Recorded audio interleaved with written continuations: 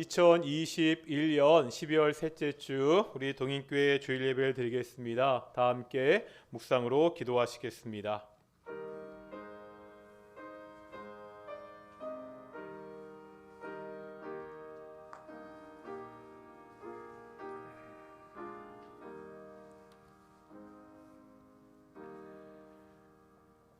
사도신경으로 우리의 신앙을 고백하겠습니다. 나는 전능하신 아버지 하나님 천지의 창조주를 믿습니다.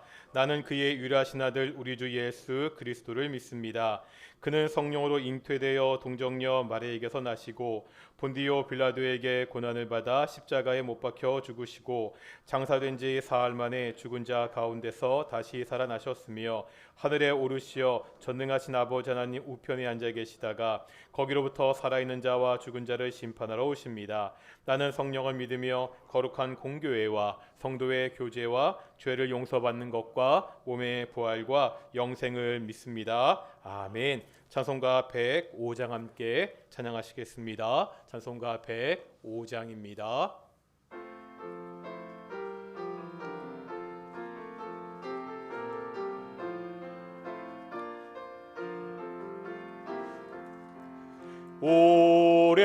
오랫동안 기다리던 주님 강림하셔서 죄에 매인 백성들을 자유 얻게 하시네.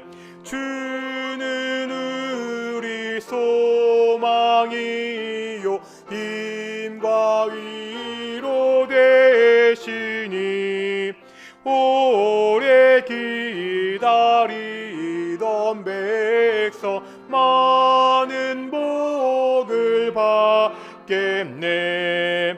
모든 백성 구하려고 임금으로 오시니 영원토록 우리들을 친히 다스리시네. 죄로 상한 우리 마음 은혜로써 고치고 주의 빛난 보좌 앞에 이르도록 하소서.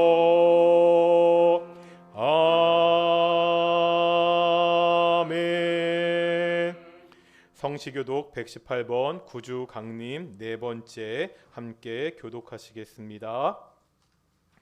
나는 시온의 의가 빛같이 예루살렘의 구원이 횃불같이 나타나도록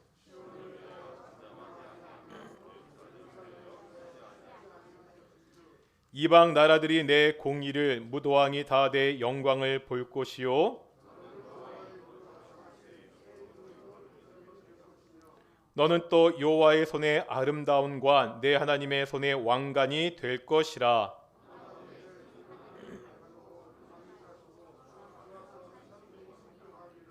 불이 섭을 가르며 불이 물을 끓임 같게 하사 주의 원수들이 주의 이름을 알게 하시며 이방 나라들로 주 앞에서 떨게 하옵소서.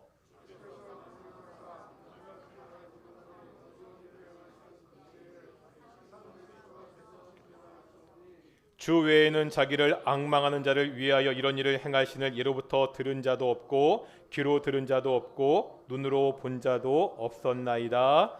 아멘. 88장 함께 찬양하시겠습니다. 자리에 앉으시겠습니다. 자리에 앉으셔서 88장 함께 찬양하시겠습니다.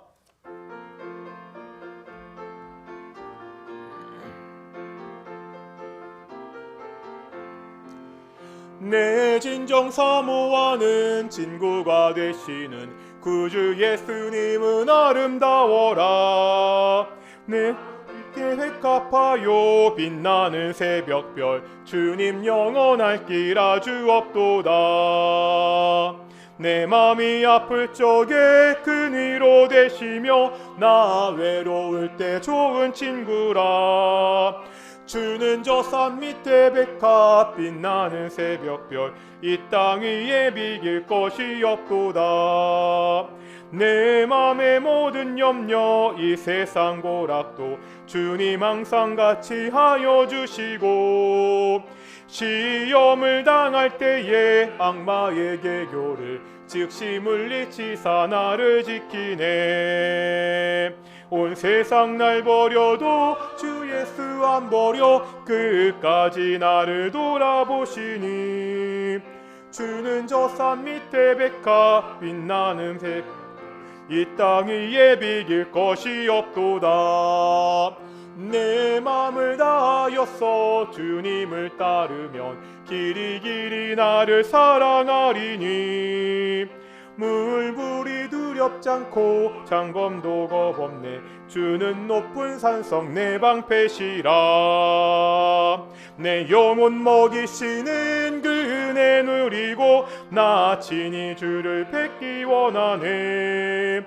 주는 저 산 밑에 백화 빛나는 새벽별 이 땅 위에 비길 것이 없도다.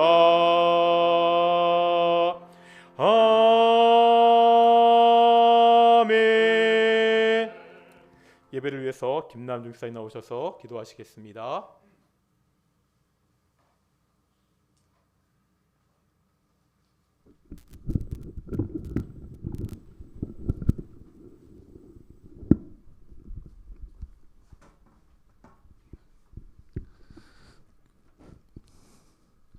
사랑과 은혜가 충만하신 하나님 아버지, 거룩한 성일 기쁨으로 주님께 예배 드릴 수 있도록 은혜 주시니 감사드립니다.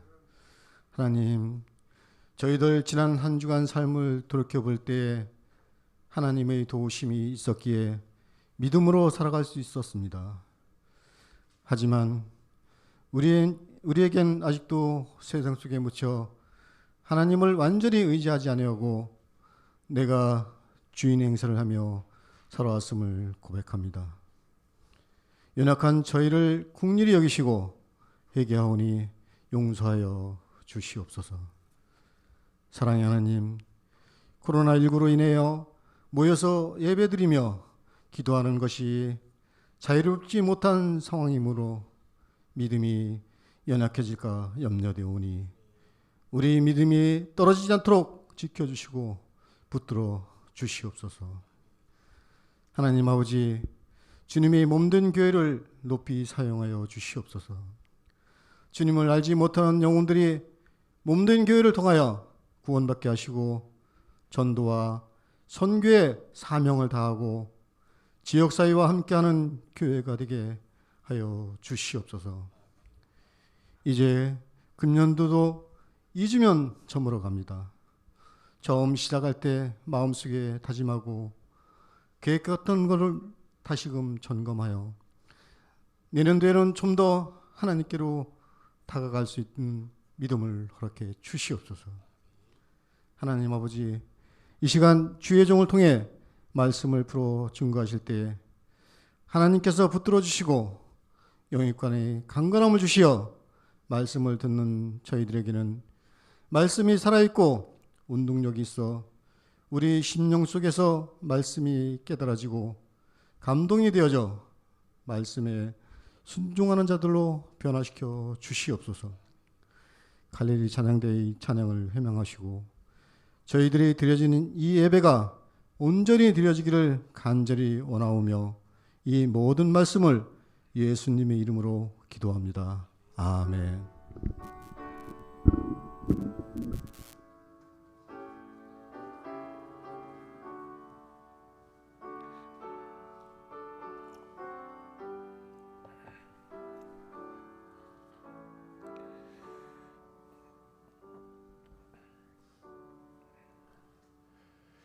함께 말씀 보겠습니다. 요한복음 1장 14절부터 18절까지 말씀입니다. 요한복음 1장 14절부터 18절까지 우리가 작년 성탄절 한번 보았던 말씀인데 다시 한번 우리 요한복음 1장 보면서 이 말씀을 다시 한번 보도록 하겠습니다. 요한복음 1장 14절부터 18절까지 교독하겠습니다. 제가 먼저 1장 14절 제가 봉독하겠습니다. 말씀이 육신이 되어 우리 가운데 거하심에 우리가 그의 영광을 보니 아버지의 독생자의 영광이요 은혜와 진리가 충만하더라.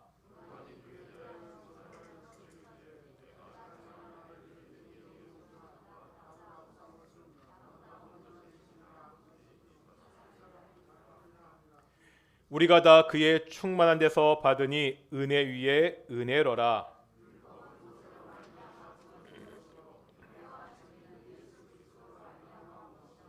함께 읽겠습니다. 본래 하나님을 본 사람이 없으되 아버지 품속에 있는 독생하신 하나님이 나타내셨느니라. 아멘.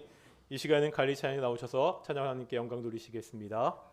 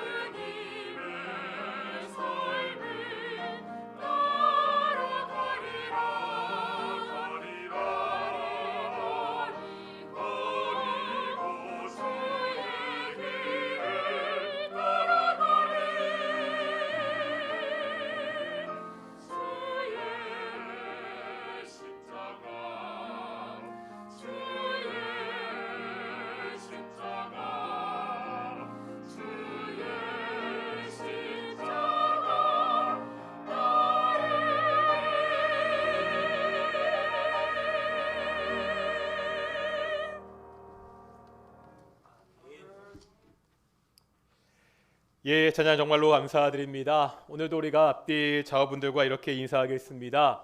하나님이 우리와 함께 하십니다. 우리 가정에서 우리 유튜브로 예배하는 동인의 성도님들도 이렇게 좀 인사하겠으면 좋겠습니다. 예수님이 오십니다. 우리가 이제 예수님이 오신 성탄절을 기다리고 있는데 참 속상하게도 또 여러 가지 또 예배에 제한이 있어서 온전하게 예배드리지 못하고 예배 참석하지 못하는 분들도 많이 계십니다. 예배당에서 예배하건 가정에서 예배하건 오늘도 하나님의 은혜가 함께하는 귀한 시간 되시기를 축원합니다. 가끔 TV에서 고행을 하는 사람들이 나올 때가 있죠. 남들은 흉내도 낼 수 없는 고행을 통해서 깊은 깨달음을 얻는 사람들입니다. 오랫동안 단식을 하기도 하고요. 어떤 사람은 무건 수행이라는 것을 하기도 하더라고요. 아주 추운 겨울날 폭포물에 들어가 명상을 하기도 합니다. 보통 사람들은 잠깐 하기도 힘든 이상한 형태로 몸을 만든 다음에 명상을 오랫동안 하는 인도의 요기들도 있습니다. 사람들은 자신에게 어려움을 주거나 제한을 가해서 새로운 경지에 오르려고 합니다. 하지만 이들이요, 아무리 어려운 고행을 하더라도요, 한계가 있습니다. 아무리 어렵더라도 인간이라는 본질을 벗어나지 않습니다. 만약에 이 고행이 이런 것이면 어떻습니까? 고행을 위해서 인간이 곤충이 되는 거죠. 사람이 파리가 되거나 모기가 되거나 바퀴벌레가 되는 겁니다. 아니면 쥐나 돼지도 좋고요. 아무리 자신의 깨달음을 위한다고 해도 이런 식으로 인간의 본질을 포기한 고행은 불가능합니다. 또 사람들의 고행의 목적이 뭐죠? 결국은 자신의 깨달음을 위한 것입니다. 정말 견디기 힘든 과정들과 시간이지만 결국은 자신을 위한 것입니다. 인간적으로 대단해 보이지만 그 감동에는 한계가 있습니다. 오늘 우리가 읽은 본문에는 이 두 가지 제약을 완전히 뛰어넘는 이야기가 기록되어 있습니다. 자신의 고귀한 본질을 포기하고 어려움을 자초한 이야기입니다. 자신을 위한 것이 아니라 의인들을 위한 것이 아니라 죄인들을 위해서 그 길을 걷는 이야기가 나와 있습니다. 오늘 본문 14절에 나오는 처음 세 단어는 기독교 역사를 뒤흔드는, 아니 온 인류의 역사를 뒤흔드는 엄청난 선언이지요. 말씀이 육신이 되어. 성육신 이렇게 이야기합니다.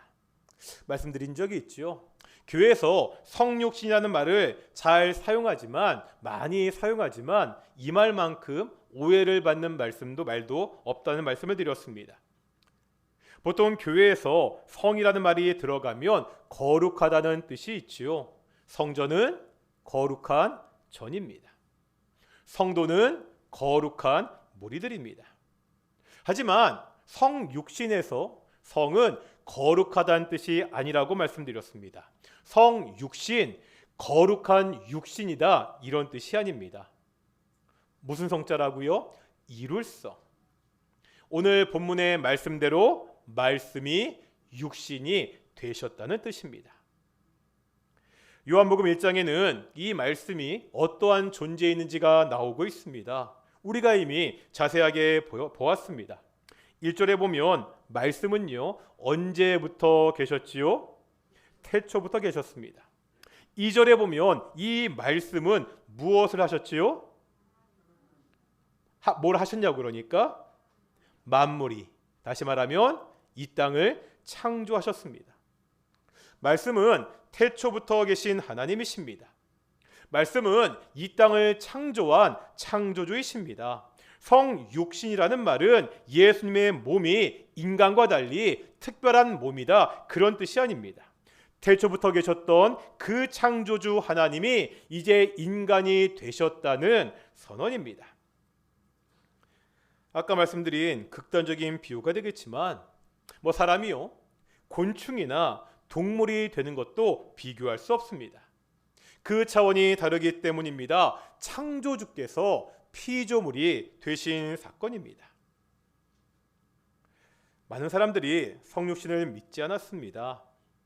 어떤 사람들은 가연설이라는 것을 주장하기도 했습니다. 그리스도마 신화에 보면 신들이 인간의 모습을 하고 자주 나타납니다. 잠시 인간으로 변신한 것입니다. 이것과 비슷하다는 것이죠. 예수님이 진짜 인간으로 오신 것이 아니다는 주장입니다.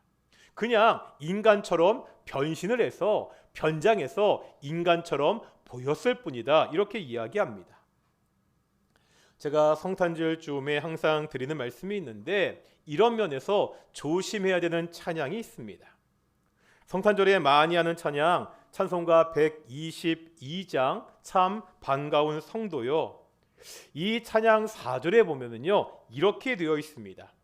여호와의 말씀이 육신을 입어. 그러니까 말씀이 육신을 입었다고 노래하고 있습니다. 그런데 육신을 입었다고 하니까 좀 어떤 뉘앙스가 있죠? 진짜 사람이 된 것이 아니라 마치 사람의 탈을 쓰고 변장한 것 같은 그런 뉘앙스가 있습니다. 그래서 우리가 이 찬양을 부를 때는 오늘 본문의 말씀처럼 여호와의 말씀이 육신이 되어 이렇게 하는 것이 좋습니다. 하나님이 인간이 되셨습니다. 또 어떤 사람들은요 예수님이 하나님이 아니었다고 주장합니다. 그냥 위대한 사람들 중에서 가장 위대한 사람이었다, 이렇게 이야기합니다. 신의 특별한 은총을 입은 사람이라는 주장이지요. 하나님이 인간이 되신 것이 아니라 원래 인간이었다는 것입니다. 예수님은요 특별한 능력을 가진 슈퍼 울트라 능력을 가진 초인이 아니십니다. 예수님은 이 땅을 창조하신 창조주 하나님이십니다. 왜 이런 주장들이 나옵니까? 사람들의 상식으로는 창조주가 피조물이 되었다, 하나님이 인간이 되었다는 이 사건을 이해할 수도 받아들일 수도 없기 때문입니다. 다 같이 한번 요한일서 4장 2절 보겠습니다. 신약성경 391페이지입니다. 신약성경 391페이지 요한일서 4장 2절입니다. 4장 2절 같이 한번 읽어보겠습니다. 4장 2절 시작. 이로써 너희가 하나님의 영을 알지니 곧 예수 그리스도께서 육체로 오신 것을 신하는 영마다 하나님께 속한 것이요. 여기에 보면 예수님이 육체로 오신 것을 신하는 영마다 하나님께 속했다, 이렇게 말씀하고 있습니다. 그러면 이것을 반대로 말하면 어떻게 되죠? 성육신을 부인하는 사람은 하나님께 속하지 아니했다는 거지요. 예수님의 성육신을 믿지 않는 사람들은 결코 구원을 받을 수 없다는 엄중한 선언입니다. 예수님의 성육신은 잠깐 방문하는 사건이 아니었습니다. 하나님이 인간 세상이 어떤지 그냥 호기심에 잠시 구경 나온 사건이 아니었습니다. 제가 오랫동안 배낭여행을 한 적이 있습니다. 여행을 다니면서 참 마음에 들고 좋았던 장소들이 있습니다. 유럽에서는요 파리가 참 좋았고요. 아시아로 왔을 때는 미얀마에 있는 일레 호수라는 곳이 정말 좋더라고요. 그런데 여행을 하면서요 아무리 그 장소가 좋다고 하더라도 그곳에 잠시 머물기 위해서 집을 사지 않죠. 당연하죠. 이제 며칠 있다가 떠날 손님이잖아요. 그 며칠 있자고 그곳에 집을 짓거나 집을 사지 않습니다. 하지만 어떤 것이 좋아서 정착할 사람은 다릅니다.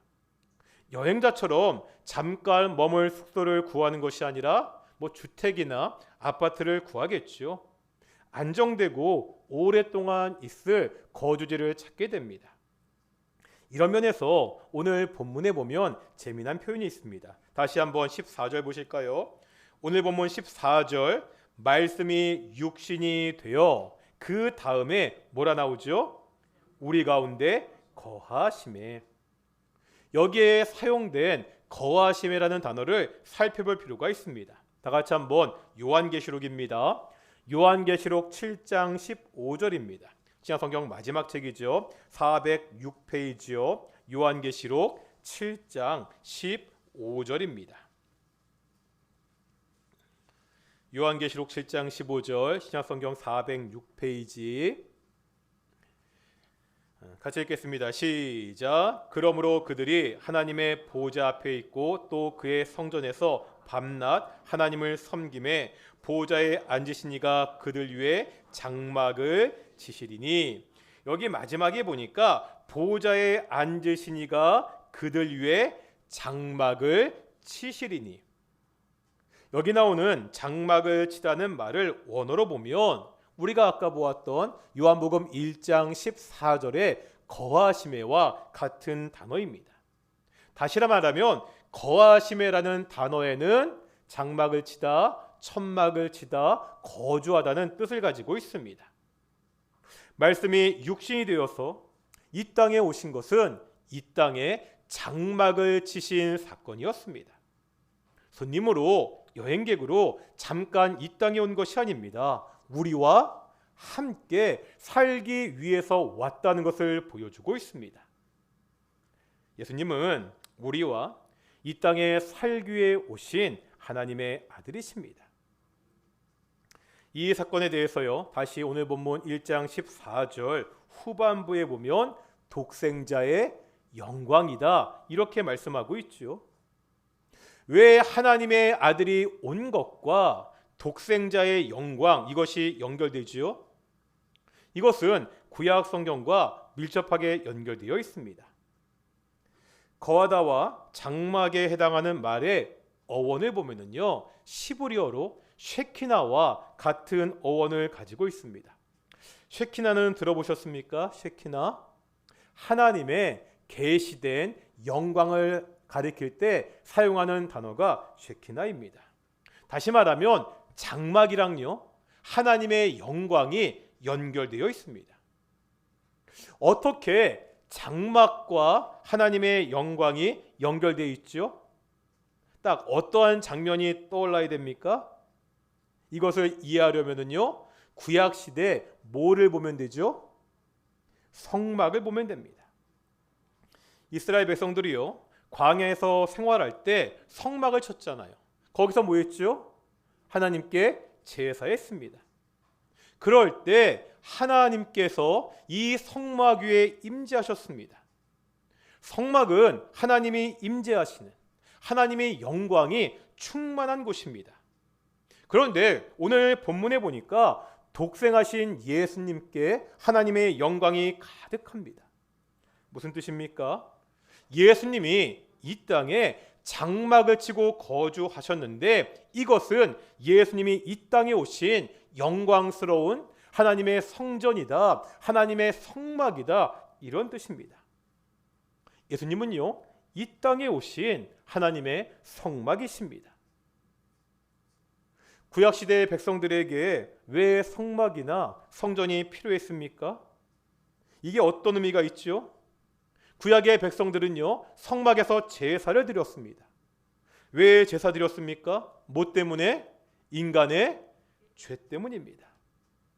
인간의 죄가 하나님께 나아가는 것을 막고 있었습니다. 이제 제사를 통해서 이 죄의 문제를 해결해야 됩니다. 제사는 하나님께 나아가는 은혜의 수단입니다. 우리가 제사를 통해서 죽음을 넘어서 하나님께 나아갈 수 있습니다. 하지만 오늘날 우리에게는요, 구약의 제사가 더 이상 필요 없지요. 왜 그렇습니까? 예수님이 십자가에서 우리의 죄를 대신해서 죽으셨기 때문입니다. 이스라엘 백성들은요, 성막에서 제사를 통해서 하나님께 나아갔습니다.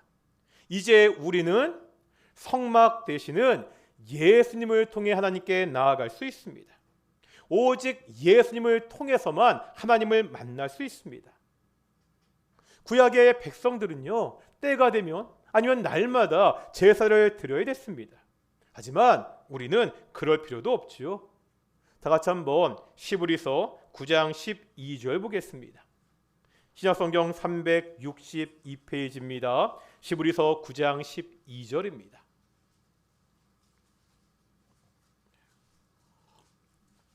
중요한 구절들을 꼭 찾아보시고 체크해 놓으시라고 제가 일부러 PPT를 안 만드는 거거든요. 좀 조금 수고스럽더라도 꼭 찾아봤으면 좋겠습니다. 히브리서 9장 12절,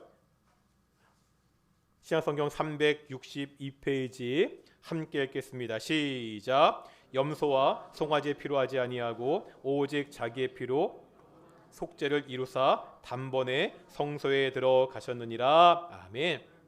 예수님이 제사를 드리셨는데 염소와 송아지의 피로 하지 아니했다고. 뭐로요? 자신의 피로 영원한 속죄를 이루셨습니다. 그런데 뭐라 이야기하죠? 단번에 오직 한 번 성소에 들어가심으로 다 이루셨습니다. 이제 우리는 십자가에서 우리의 죄를 위해 죽으신 이 예수님만 믿으면 영원한 속죄를 얻게 된다고 성경은 말씀하고 있습니다. 그래서 예수님은 생명이십니다. 이미 보았죠? 4절 상반절에 뭐라고 말씀했죠? 그 안에 생명이 있었으니. 죽었던 우리에게 이제 예수님을 통해서 생명이 생겼습니다. 오직 하나님의 은혜입니다. 그런데 이 생명이 이 땅에 올 때는 어떠한 형태로 왔다고요? 4절 하반절에 보면 뭐라고요? 이 생명은 사람들의 빛이라. 빛으로 오셨습니다. 빛은요, 그 생명을 온전하게 보여줍니다. 그러기에 빛은 진리입니다. 예수님은 우리의 생명이 되시고 우리의 빛이 되십니다. 하나님의 은혜로 우리에게 생명이 주어졌습니다. 빛이신 예수님을 통해서 우리가 이제 이 진리를 알 수가 있습니다. 그래서 14절 마지막에 뭐라고 이야기합니까? 은혜와 진리가 충만하더라. 생명과 빛 대신 그 예수님이 이제 우리에게 은혜가 되고 진리가 된다고 그렇게 말씀하고 있습니다. 한번 정리해 볼까요? 태초부터 계셨던 창조자 하나님이 인간이 되어 이 땅에 오셨습니다. 잠깐 손님으로 온 것이 아니라 거하기 위해서 장막을 치고 오셨습니다. 이 말은 예수님이 하나님의 성막으로, 하나님의 성전으로 오셨다는 말입니다. 이렇게 오신 예수님께 영광이 있지요. 그 영광 속에 우리에게 생명을 주는 은혜가 충만합니다. 생명을 알게 하는 그 빛된 진리가 충만하다고 14절은 말씀하고 있습니다. 우리가 이 생명과 빛 대신 예수님을 통해서만 하나님께 나아갈 수 있습니다. 오직 예수님을 통해서만 구원을 받을 수 있습니다. 우리가 구원을 받을 수 있는 다른 이름은 없습니다. 오직 생명과 빛 대신 예수 그리스도 이 이름뿐입니다. 이번 주 토요일 성탄절이죠. 우리가 무엇을 묵상해야 됩니까? 생명을 주신 빛 대신 예수님을 묵상하고 기억해야 됩니다. 성탄절은 은혜와 진리가 충만하신 예수님이 이 땅에 오신 날입니다. 이제 16절에 보면 이 엄청난 진리가 우리에게 어떤 의미를 가지는가를 다시 한번 말씀하고 있거든요. 오늘 본문 16절입니다. 16절 읽겠습니다. 시작. 아멘. 16절 마지막에 보면 은혜 위에 은혜로라. 은혜 위에 은혜가 있다. 어떤 뜻이겠습니까? 금상첨화라는 말이 있죠. 은혜 위에 은혜가 더 넘친다. 이렇게 해석할 수 있습니다. 그런데 유상섭 교수님이라는 분의 책을 보니까 좀 다르게 해석을 하더라고요. 여기에 위에라는 단어는 헬러를 보면 대신에라는 그러한 의미도 가지고 있습니다. 그럼 어떻게 되죠? 은혜 위에 은혜는 은혜를 대신하는 은혜. 은혜를 대체하는 은혜가 됩니다. 그러니까 앞에 있는 은혜와 뒤에 있는 은혜가 달라지게 됩니다. 이것을 설명하는 것이 17절입니다. 17절 보실까요? 17절입니다. 시작. 율법은 모세로 말미암아 주어진 것이요 은혜와 진리는 예수 그리스도로 말미암아 온 것이라. 이런 이야기입니다. 16절에 나오는 첫 번째 은혜, 앞에 나오는 은혜는 모세의 율법을 가리킵니다. 다음 뒤에 나오는 은혜는 그럼 누구를 가리키겠어요? 예수님을 가리키는 거죠. 즉 모세의 율법을 대신하는 예수님의 은혜입니다. 먼저 알아야 되는 것이 있습니다. 모세의 율법도요 하나님의 은혜입니다. 율법이라는 것이 사람들을 괴롭게 하기 위해서 주어진 것이 아닙니다. 하나님의 백성들이 이 땅에서 어떻게 살아가야 되는지를 가르치기 위해서 은혜로 우리에게 주어졌습니다. 하지만 착각하지 말아야 됩니다. 이 율법을 지킴으로 구원을 얻는 것은 아닙니다. 모세의 율법을 연구하고 순종해서 구원을 얻을 수 없습니다. 하나님에 대한 진정한 계시와 구원은 이 구약의 모세의 율법을 대신하는 구약의 율법을 완성하신 누구를 통해서만 예수님을 통해서만 가능하다는 것을 보여주고 있습니다. 우리의 행위로 구원을 얻는 것이 아니라 오직 예수님을 통해 하나님의 은혜로 구원을 얻을 수 있습니다. 요한복음에도 바울이 이야기했던 이 이신칭의의 진리가 오직 은혜, 오직 믿음이라는 진리가 그대로 나타나고 있습니다. 오직 은혜라는 거지요. 오직 믿음입니다. 이러한 대조는요 18절에도 나와 있습니다. 18절에 보면 이렇게 처음에 나오죠. 본래 하나님을 본 사람이 없으되. 이것은 요한이 복음서를 쓰고 있던 당시에 유행하던 헬라 사상에 대한 부정이었습니다. 아무리 좋은 철학과 사상을 통해서 진리를 깨우친다고 해도 결코 하나님을 볼 수 없다. 하나님을 아는 지혜에 이를 수 없다는 거지요. 헬라 철학의 거두인 소크라테스도 플라톤도 결코 하나님을 보지 못했습니다. 이 세상에서 자신들의 노력과 자신들의 힘으로 하나님에 이르는 지혜를 이룬 사람은 아무도 없다는 겁니다.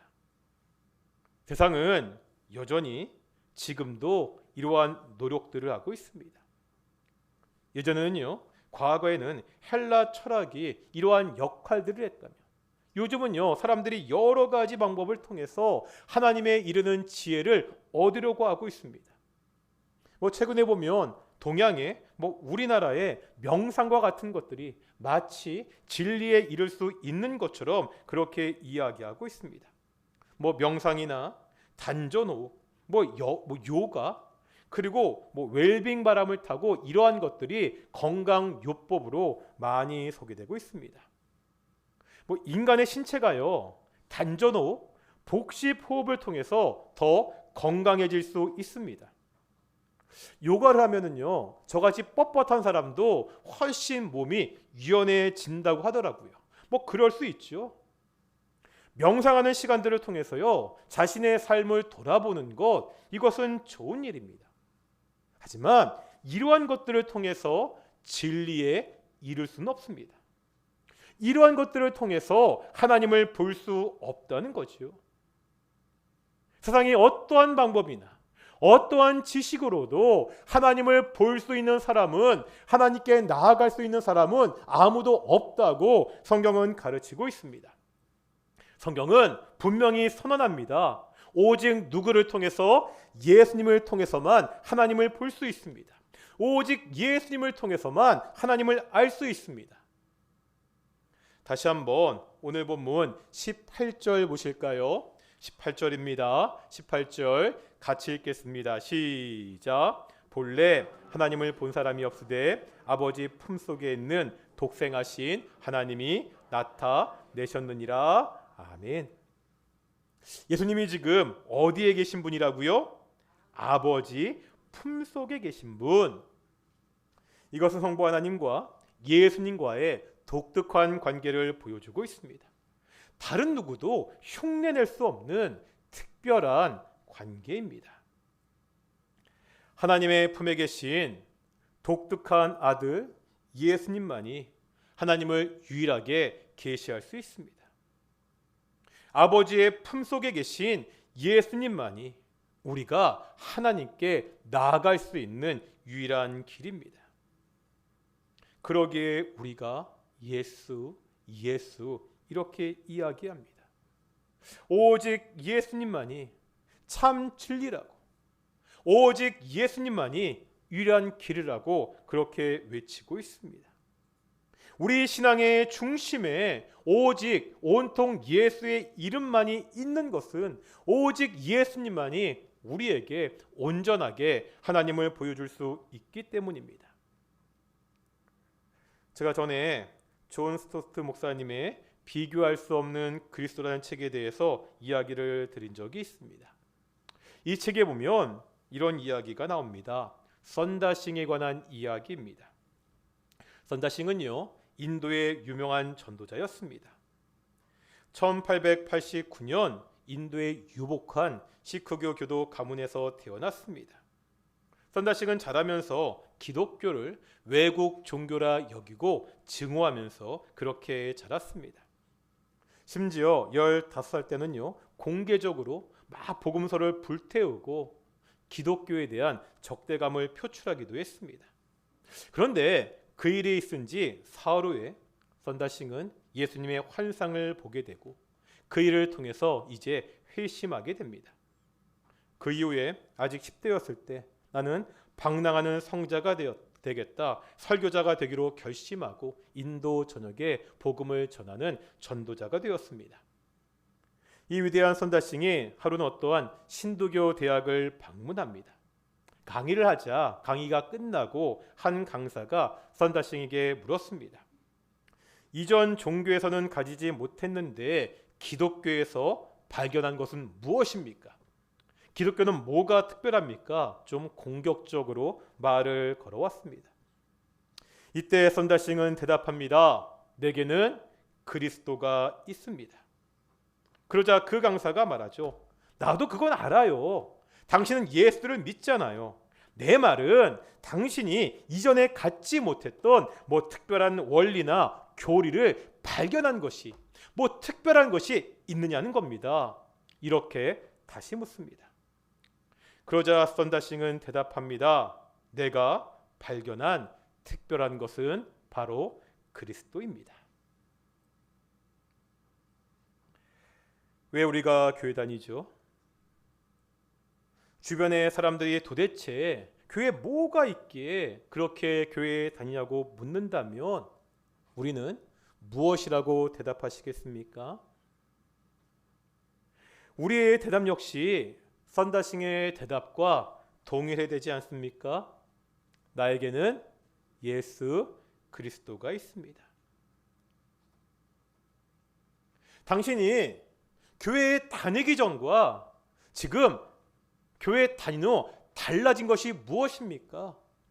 이렇게 묻는다면 우리는 어떻게 대답해야 됩니까? 이제 내게는 예수 그리스도가 있습니다. 왜 성탄절을 기념하며 기뻐합니까?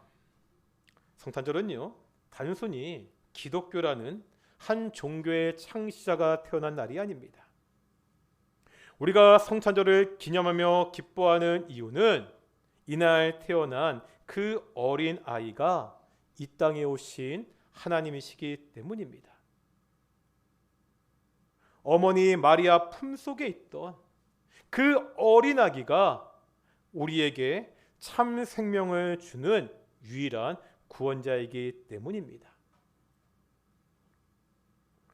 여러 가지로 우리가 환호하며 파티하며 즐겁게 이 성탄절을 기념하지는 못할 것입니다.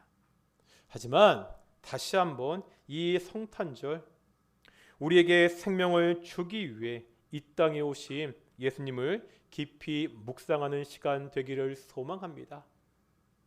내게 다른 것은 없어도, 내가 뭐 특별한 것은 가지고 있지 않더라도 이제 내게는 예수 그리스도가 있습니다. 이렇게 고백하는 성도들이 되기를 축원합니다. 우리 한번 이렇게 좌우 앞뒤분들에게 인사하겠습니다. 당신에게는 예수님이 계십니다. 바로 이 기쁨을 가지고, 이 믿음을 가지고 함께 좀 기도하며 나아가기를 원합니다. 기도하실 때 하나님, 내가 이번 성탄절을 통해서 나의 구원자 되시는, 나의 생명 되시는 예수님을 다시 한번 묵상하고 나아가는 귀한 시간 될 수 있도록 해 주십시오. 하나님, 이 땅의 많은 사람들이 아직 이 예수님을 알지 못합니다. 내가 이 예수님을 전하는 사람이 되게 해달라고 함께 기도하며 나아가겠습니다. 우리 통인교회가 이 지역사회 가운데 참 생명되고 참 빛 대신 이 예수님을 보여주고 전하는 교회가 될 수 있도록 기도하겠습니다. 우리가 매주 기도하듯이 우리의 가족들 가운데 아직 생명되고 빛 대신 이 예수님을 알지 못하는 가족들이 많이 있습니다. 하나님, 이 가족들, 이 생명 대신, 이 빛 대신 예수님을 믿게 해주십시오. 우리 함께 기도하며 나아가겠습니다. 함께 기도하시겠습니다. 거룩하고 존귀하신 아버지 하나님, 우리에게는 예수 그리스도가 있습니다. 우리에게는 예수님이 있습니다. 나에게는 예수님이 있습니다. 이 사실을 잊지 않도록 하여 주시옵소서. 아버지여, 나를 구원하기 위해서 이 땅에 오신 창조주 하나님, 인간이 되신 창조주 하나님, 그 은혜를 잊지 않는 귀한 성도들이 되게 하여 주시옵시고, 이제 우리가 이 생명 대신, 이 빛 대신 예수 그리스도를 전할 수 있는 귀한 성도들이 될 수 있도록 인도하시고 함께 주시옵소서. 하나님, 우리 동인교회가 이 지역 사업 가운데 이 예수님을 보여주는 교회가 되기를 소망합니다. 이 예수님을 나타내는, 이 예수님을 증거하는 교회가 될 수 있도록 인도하시고 주여 축복하여 주시옵소서. 아버지 하나님, 한국교회가 이 어두운 세상 가운데서 바로 다른 것을 보여주는 것이 아니라 이 예수 그리스도를 보여주는 귀한 교회가 될 수 있도록 인도하시고 주께서 축복해 주시옵소서. 아버지, 기도합니다. 우리 동인의 가정들마다 이 생명 되신 예수를 믿지 않는 가족들이 여전히 많이 있습니다. 아버지 하나님, 그 가족들 마음 가운데 이 예수의 복음이 들어가게 하여 주시옵소서. 이 예수와 들어가게 하여 주시옵소서. 아버지 하나님, 함께 예수님 믿고 함께 생명의 길로 들어와서 함께 예배할 수 있는 놀라운 역사가 있을 수 있도록 인도하시고 주께서 축복하여 주시옵소서. 거룩하고 존귀하신 아버지 하나님, 감사드립니다. 오늘도 하나님의 말씀을 통하여서 우리가 어떻게 구원을 얻었는지, 오직 예수 그리스도만이 왜 유일한 우리의 구원자가 되는지를 보게 하심을 감사드립니다.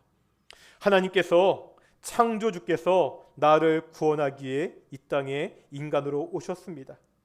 우리가 성탄절을 기념하며 다시 한번 이것을 기억하게 하시고 이 복된 소식을 전할 수 있는 귀한 동인의 성도들이 될 수 있도록 인도해 주시옵소서. 감사하며 이 모든 말씀 예수님의 이름으로 기도드렸습니다. 아멘. 우리 찬송가 216장 하시면서 우리 헌금 봉헌하시겠습니다. 1절과 4절 하겠습니다. 성자의 귀한 몸 날 위하여 버리신 그 사랑 고마워라.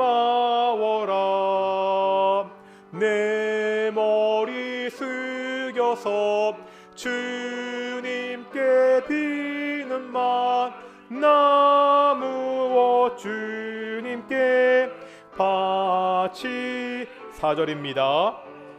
만 가지 은혜를 받았으니 내 평생 슬프나 즐거우나 이 몸을 온전히 주님만 위하여서 주님만 위하여 늘 살겠네. 아멘.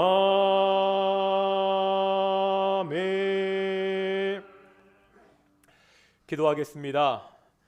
거룩하고 존귀하신 아버지 하나님 감사드립니다. 참 어렵고 힘든 때이지만 우리가 이러한 때라도 하나님의 은혜를 잊지 않고 이렇게 주께 나와 예배하고 또한 가정에서 예배하고 하나님께 예물 드리게 하심을 정말로 감사드립니다. 하나님, 우리가 매일매일 같이 힘들 때라도 하나님을 의지하며 살아가게 하시고 하나님께서 그 힘든 어려움과 문제 가운데 개입하셔서 그 문제를 해결해 주십시오. 우리가 하나님의 일하심을 보고 매일같이 감사하는 귀한 동인의 성도들이 될 수 있도록 인도해 주시옵소서. 우리가 귀한 예물을 드렸는데 이 예물이 쓰이는 곳에 오직 하나님의 은혜가 충만할 수 있도록 인도해 주시옵소서. 감사하며 이 모든 말씀 예수님의 이름으로 기도드렸습니다. 아멘. 예, 교회 소식 말씀드리겠습니다. 우리 다시 한번 앞뒤 자분들과 인사하겠습니다. 하나님이 우리와 함께 하십니다. 일단 오늘 예배 후에 우리 선교회 회장님들 잠깐 우리 저기 당회실로 모여 주시고요. 그리고 같이 우리 권사님들도 좀 같이 좀 여러 가지 몇 가지 의논할 게 있으니까 선교회장님들, 권사님들 같이 좀 우리 저기 그 목양실에 좀 모여 주셨으면 좋겠습니다. 전에 지난주에 광고 드렸죠. 다음 주에 예배 후에 시험 있습니다. 반응이 그냥 그러네요. 우리 시험 있습니다. 시편 1편, 23편, 고린도전서 13장 암송 시험인데 말씀드렸잖아요. 제가 그렇게 사악하고 못된 사람이 아니기 때문에 암송하려고 노력하셨던 분들은 누구나 답을 쓸 수 있도록 가로넣기로 할 테니까요. 조금 이번 주에 그동안 암송하셨던 거 다시 한번 복습하시고 그리고 채점할 때 뭐 아주 그냥 짜게 하지 않고 이분이 암송하시려고 노력했구나. 제가 거기까지만 보겠습니다. 그러니까 포기하지 마시고 주중에 한번 다시 한번 암송하시고 우리 1년 마지막 결산하면서 함께 시험 봤으면 좋겠고요. 그리고 그동안 저희 성경 문제 매주 나갔잖아요. 그거 푸신 분들은 뭐 매주 체크하신 분도 계시고요. 혹시 그동안 체크 안 하신 분들은 그동안 푸신 거 다음 주까지 좀 가지고 오셔가지고 전사님한테 나 이렇게 풀었다 좀 확인을 좀 받아주셨으면 좋겠습니다. 이것도 우리 성경 문제 푸는 것도 시상하도록 하겠습니다. 사실 이제 교회가 2022년도를 준비하면서 여러 가지 봉사자, 교사, 찬양대, 부역장 여러 봉사자들 임명해야 되는데 제가 개인적으로 다 연락을 드려야 되는데 사실 지금 교회가 이 코로나19 때문에 조금은 어려운 상황이잖아요. 내년에도 저희가 조금은 총력으로 다 같이 좀 일을 해야 될 상황일 것 같습니다. 그래서 너무 죄송하지만 내년 직분자 임명은 1월 첫째 주에 봉사자 임명은 그대로 하겠지만 특별한 상황이 없으면 올해와 동일하게 임명하는 것으로 하겠습니다. 혹시 개인적으로 좀 여러 가지 어려움이 있으신 분들은 저한테 좀 개인적으로 연락을 해주시고요. 특별한 상황 변동이 없으면 올해 그 여러 가지 봉사자들 그대로 내년에 임명하는 것으로 그렇게 하겠습니다. 그리고 오늘 오후 3시에 그 정태우 목사님께서 천안에 은혜 위에 은혜 교회를 설립하셔서 설립 예배가 있습니다. 저희가 함께 좀 참석해서 축하하면 좋겠지만 이 코로나 상황 때문에 방역이 여러 가지 예배 제한이 있기 때문에 아마 참석하기는 좀 힘들 것 같고요. 대신 교회에서는 축하화는 좀 보냈거든요. 우리 정태우 목사님 은혜 위에 은혜 교회 이후에서 좀 많이 기도해 주시고요. 이번 주 토요일이 성탄절입니다. 성탄절 예배 11시에 예배하도록 하겠습니다. 그리고 2022년 우리 신년 특별 새벽 기도회 1월 3일부터 7일까지 할 거고요. 저희 말씀드렸듯이 24일 날 우리 성탄 전야 예배와 우리 송구 영신 예배는 없는 것으로 하겠습니다. 대신 우리 신년 초에 신년 특별 새벽 기도회로 우리 새해를 함께 준비하는 시간을 우리 갖도록 하겠습니다. 다시 한번 우리 선교회장님들, 권사님들 우리 예배 끝나고 잠시 저희 당회실로 모여 주셨으면 좋겠습니다.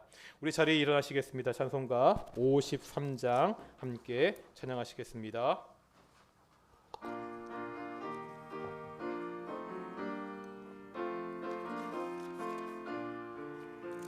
주 이름으로 모였던 우리가 지금 헤어질 때에 언제나 함께 하시며 평안케 하소서.